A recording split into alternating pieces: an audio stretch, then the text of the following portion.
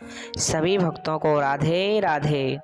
आप सभी का स्वागत है हमारे YouTube चैनल पर और हम आपको सुनाने जा रहे हैं कार्तिक मास की कथा। अध्याय नंबर 30।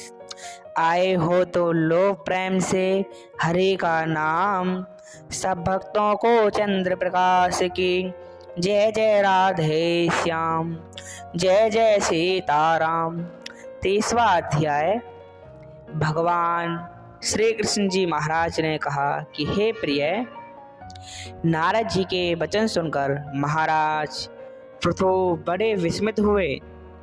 अंत में उन्होंने नारद जी का पूजन करके उनको विदा कर दिया। इसी का कारण माघ, कार्तिक और एकादशी, यह 3 व्रत मुझे अत्यधिक प्रिय हैं। वनस्पतियों में तुलसी, महीनों में कार्तिक, तिथियों में एकादशी और क्षेत्रों में श्री द्वारका जी मुझे बहुत ही प्रिय है। जो प्राणी जितेंद्रिय होकर इनका सेवन करता है वह यज्ञ करने वाले प्राणियों से भी मुझे अधिक प्रिय होता है। जो प्राणी विधि विधान से इनकी सेवा करते हैं उनके अनुग्रह से सभी पाप दूर हो जाते हैं। भगवान श्री कृष्ण जी महाराज के वचन सुनकर सत्यभामा ने कहा कि हे नाथ, आपने यह बात बड़ी आश्चर्यजनक कही है कि दूसरे के लिए पुण्य के फल से कलह की मुक्ति हो गई।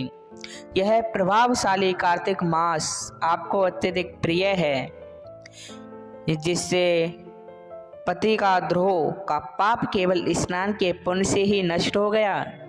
दूसरे प्राणियों द्वारा किया हुआ पुण्य उनके देने से कैसे मिल जाता है, यह बात मुझे बतलाइए। इस पर भगवान श्री कृष्ण जी महाराज ने कहा, बिना दिया हुआ पुण्य और पाप जिस कर्म के द्वारा मिलता है उसे सुनो। सतयुग में देश, ग्राम तथा कुलों का दिया हुआ पुण्य या पाप मिलता था, किंतु कलयुग में केवल कर्ता को ही पाप और पुण्य का फल भोगना पड़ता है।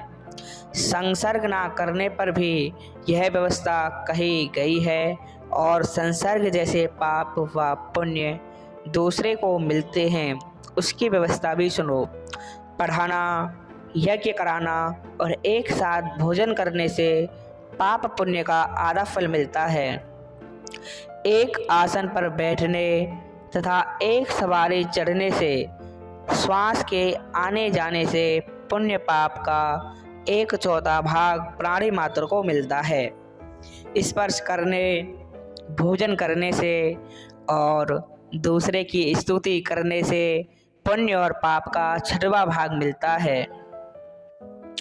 दर्शन करने, सुनने तथा ध्यान करने से मनुष्य को पुण्य और पाप का 10वां अंश मिलता है। दूसरे की निंदा, चुगली और धिक्कार करने से उसका 100वां भाग मिलता है। पुण्य करने वाले मनुष्यों की जो कोई सेवा करता है वह सेवा का भाग लेता है और अपना पुण्य उसे देता है। स्त्री, नौकर और शिष्य के अतिरिक्त जो मनुष्य दूसरे से सेवा करवाकर उसका पैसा उसे नहीं देता तो वह सेवक उसके पुण्य का भागी होता है। पंक्ति में बैठे हुए भोजन करने बालों की पत्तल जो व्यक्ति लांघता है वह उसको, जिसकी पत्तल उसने लांघी है, अपने पुण्य का 6वां भाग देता है।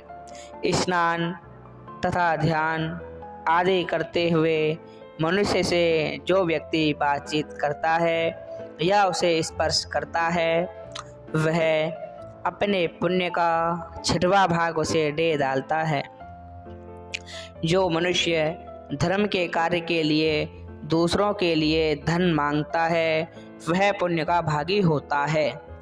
ठीक उसी प्रकार जिस प्रकार दान करने वाला पुण्य का भागी होता है। जो मनुष्य धर्म का उपदेश करता है और उसके पश्चात श्रोता से याचना करता है वह अपने पुण्य का 6वां भाग उसे देता है। जो मनुष्य दूसरों का धन चुराकर उससे धर्म करता है वह चोरी के पाप का फल भोगता है और शीघ्र ही निर्धन हो जाता है, और जिसका धन उसने चुराया है वह पुण्य का भागी होता है। बिना ऋण के उतारे जो मनुष्य मर जाते हैं उनको ऋण देने वाले सज्जन पुण्य के भोगी होते हैं। शिक्षा देने वाला, सलाह देने वाला, सामग्री को जुटाने वाला तथा प्रेरणा देने वाला, यह सब पाप और पुण्य के झड़े भाग को प्राप्त करते हैं। राजा प्रजा के पाप का, पुण्य के सटांग का भागी होता है। गुरु शिष्यों का, पति पत्नी का, पिता पुत्र का, स्त्री पति के किए हुए पुण्य का छठा भाग पाती है। पति को प्रसन्न रखने वाली आज्ञाकारिणी स्त्री पति के लिए किए हुए पुण्य का आधा हिस्सा लेती है। जो पुण्यात्मा पराये लोगों को दान करता है वह उनके पुण्य का छठा भाग प्राप्त करता है। जीविका देने वाला मनुष्य जीविका ग्रहण करने वाले मनुष्य के पुण्य के छठवें भाग को प्राप्त करता है। इस प्रकार दूसरों के किए हुए पुण्य अथवा पाप बिना देने के भी दूसरे को मिल सकते हैं, किंतु यह नियम जो कि मैंने बताए हैं कलयुग में लागू नहीं होते। कलयुग में तो केवल एकमात्र कर्ता को ही अपने पाप और पुण्य भोगने पड़ते हैं। इस संबंध में एक बड़ा पुराना इतिहास जो कि पवित्र भी है और बुद्धि का देने वाला भी है, कहता हूँ, ध्यान पूर्वक सुनो। सभी भक्तों को राधे राधे। इसी प्रकार की और भी धार्मिक और ज्ञानवर्धक वीडियोस देखने के लिए हमारे चैनल को अवश्य सब्सक्राइब करें, क्योंकि हमारे चैनल पर प्रत्येक दिन ऐसी इंटरेस्टिंग और ऐसी ज्ञानवर्धक वीडियोस अपलोड होती हैं। अगर आपने अभी तक हमारी पुरानी वीडियोस को नहीं देखा है तो आप हमारे चैनल पर जाकर पुरानी वीडियोस को देख सकते हैं और अपने कार्तिक मास के पुण्य को प्राप्त कर सकते हैं। बोलिए राधे राधे।